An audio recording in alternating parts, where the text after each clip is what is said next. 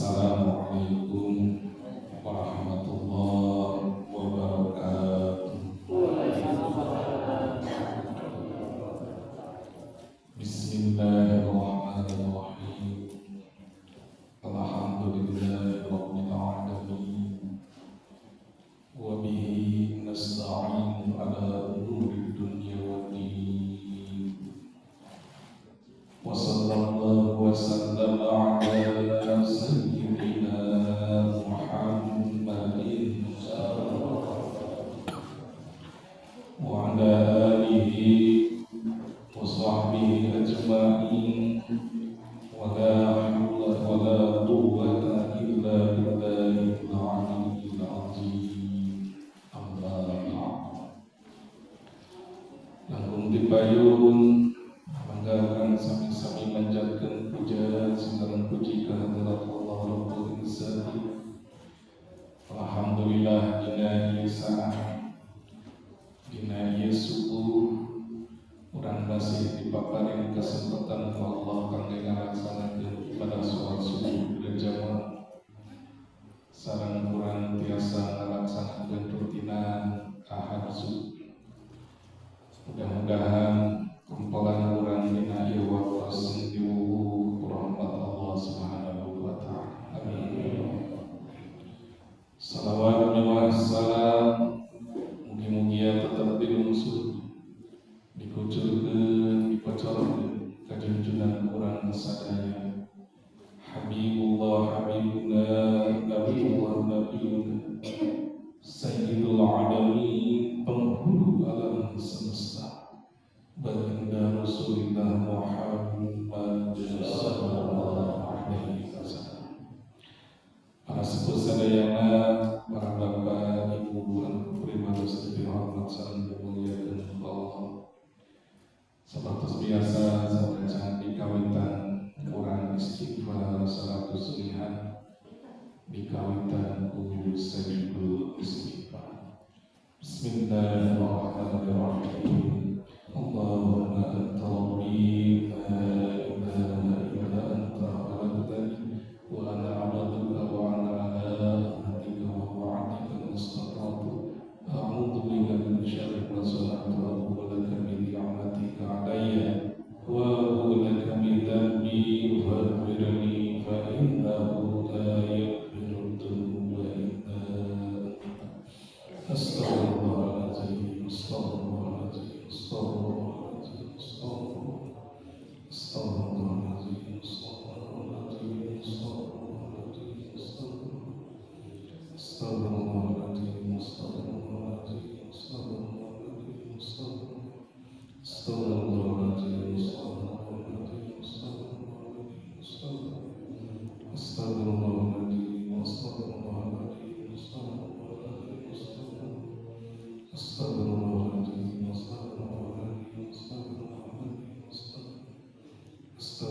astaghfirullahaladzim,